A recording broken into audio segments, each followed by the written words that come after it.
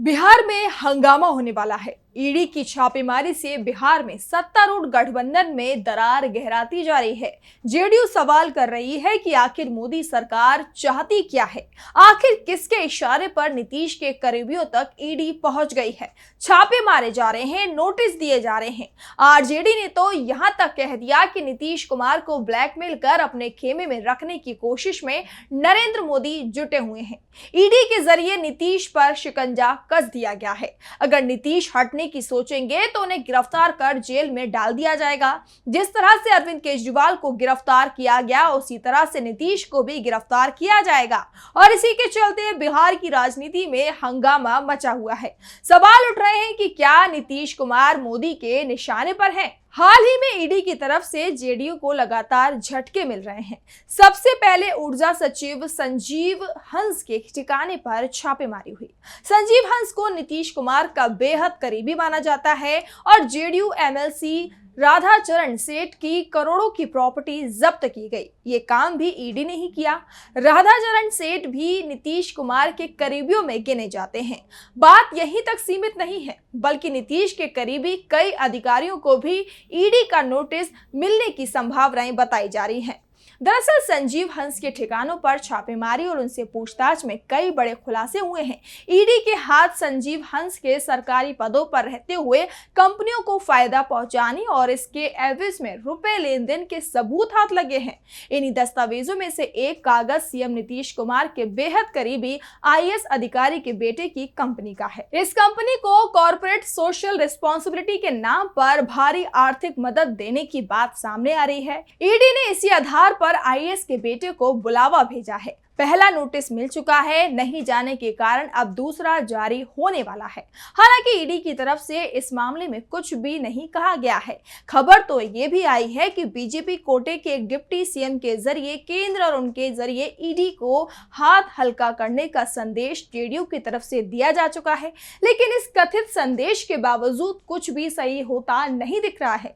ऐसे में सवाल उठ रहे हैं कि अगर ईडी के सामने आईएएस अधिकारी के बेटे को पेश होना पड़ा और पूछताछ में कहीं नीतीश कुमार का भी नाम सामने आ गया तो नीतीश कुमार की वर्षों से बनाई हुई छवि एक झटके में दागदार हो जाएगी।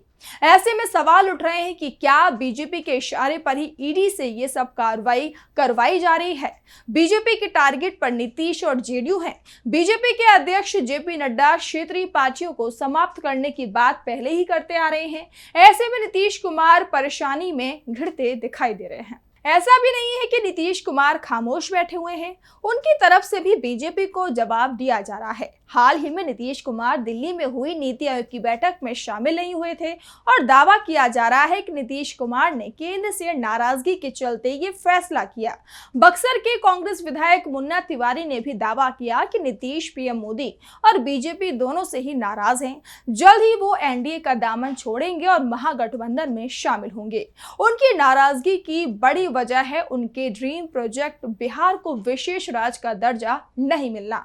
मुन्ना तिवारी ने कहा कि केंद्र सरकार ने जिस तरह से साफ इनकार किया उससे बिहार के लोगों में गुस्सा है और नीतीश कुमार इस गुस्से को महसूस कर रहे हैं। लेकिन नीतीश के गुस्से को उनके सबसे करीबी ही महसूस कर पा रहे हैं। वैसे भी नीतीश किससे नाराज हैं और किससे खुश हैं, ये बात सिर्फ उनके सबसे करीबी लोगों को ही पता चल पाती है और उनसे ही वो राय भी लेते हैं। और कहा जा रहा है कि नीतीश कुमार इस समय उन नेताओं से राय ले रहे हैं जो लालू यादव के करीबी माने जाते हैं और इसीलिए वो नीति आयोग की बैठक तक में नहीं गए। इस बीच जेडीयू के सांसद देवेश चंद्र ठाकुर का एक बयान भी इस समय जमकर वायरल हो रहा है। वैसे ठाकुर अपने बयान में एनडीए की सभी पार्टियों पर निशाना साधते हुए दिख रहे हैं, लेकिन साथ ही उन्होंने कहा है कि ये लोग मेरा इशारा समझ जाएंगे। बात राज की है। देवेश चंद्र ठाकुर सीतामढ़ी लोकसभा सीट से 50,000 से ज्यादा वोटों से चुनाव जीते और अब उन्होंने साफ कर दिया था कि वो अपने दम पर चुनाव जीते हैं। हराने की कोशिश तो बीजेपी की तरफ से की गई। आरजेडी तो विरोधी थी, लेकिन जो अपने थे उन्होंने हराने की कोशिश की। ठाकुर ने कहा कि मुझे जीत बीजेपी या जेडीयू की वजह से नहीं, बल्कि अपने 20 साल से किए गए व्यक्तिगत काम और व्यक्तिगत रिश्ते के कारण मिली है। हराने के लिए सभी पार्टियों ने षड्यंत्र रचा। आप लोग इशारे को समझिए। बीजेपी और जेडीयू हमारे आगे थी या पीछे मालूम नहीं। ठाकुर ने वैसे नाम जेडीयू का भी लिया, लेकिन ये भी बता दिया कि इशारा समझ लीजिए। जेडीयू सांसद यही नहीं रुके, उन्होंने लगे हाथों लालू यादव की जमकर तारीफ कर दी। लालू को जुबान का पक्का नेता बताया। लालू की तारीफ करते हुए ठाकुर ने बीजेपी को ही सवालों में उलझा दिया। सवाल उठा दिए कि बीजेपी जुबान की पक्की नहीं है और इसीलिए नीतीश कुमार एक बार फिर से पलटी मार सकते हैं। जेडीयू सांसद के बयान के बाद से ही संकेत मिल रहे हैं कि नीतीश कुमार ने बीजेपी के साथ ही इंडिया गठबंधन को संदेश भेज दिया है कि वो एनडीए छोड़ने को तैयार हैं। इंडिया गठबंधन अपने दरवाजे अगर खोलने को तैयार होता है तो वो पाला बदलने को तैयार है। वैसे भी नीतीश कुमार अगर पाला बदलते भी हैं तो उन्हें कोई नुकसान नहीं होने वाला है। वो अभी सीएम है और बीजेपी से अलग होने के बाद भी सीएम ही रहेंगे। उनकी कुर्सी सलामत रहेगी, लेकिन केंद्र में मोदी सरकार जरूर हिल जाएगी, क्योंकि नीतीश कुमार की पार्टी जेडीयू के पास लोकसभा में 12 तो राज्यसभा में 5 सांसद हैं। अगर जेडीयू इंडिया गठबंधन में जाती है तो फिर राज्यसभा में इंडिया गठबंधन बहुमत में पहुंच जाएगा, तो लोकसभा में उसकी सीटों की संख्या 250 के करीब पहुंच जाएगी। जबकि एनडीए गठबंधन जो अभी बहुमत से 22 सीट आगे है, वो सिर्फ 10 सीट आगे रह जाएगा। यानी एक पार्टी और हटी तो एनडीए के पास से बहुमत फिसल जाएगा और इसकी चिंता बीजेपी के अंदर अभी से ही दिखाई दे रही है। वैसे चर्चा तो यहां तक चल रही है कि नीतीश कुमार को रोकने के लिए ही बीजेपी की तरफ से ईडी की कार्रवाई की जा रही है। आरजेडी विधायक मुकेश रोशन तो खुलकर दावा कर रहे हैं कि बीजेपी बिहार के सीएम को ब्लैकमेल कर रही है। नीतीश को डराने के लिए संजीव हंस जैसे अफसर केंद्र के टारगेट पर आ गए हैं, क्योंकि बीजेपी अच्छी तरह से जानती है कि नीतीश कुमार दिल्ली में मुश्किल पैदा करेंगे। बिहार को विशेष राज्य का दर्जा दिलाए जाने की मांग कर नीतीश ने अपने तेवर भी दिखा दिए हैं।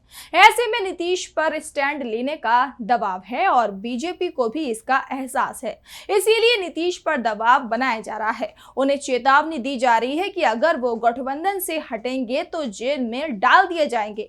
दूसरी तरफ कांग्रेस विधायक संजय तिवारी ने कहा कि बीजेपी नीतीश कुमार को ब्लैकमेल कर रही है, कभी संजीव हंस के यहाँ तो कभी कहीं ईडी को भेजकर प्रेशर रखना चाहते हैं।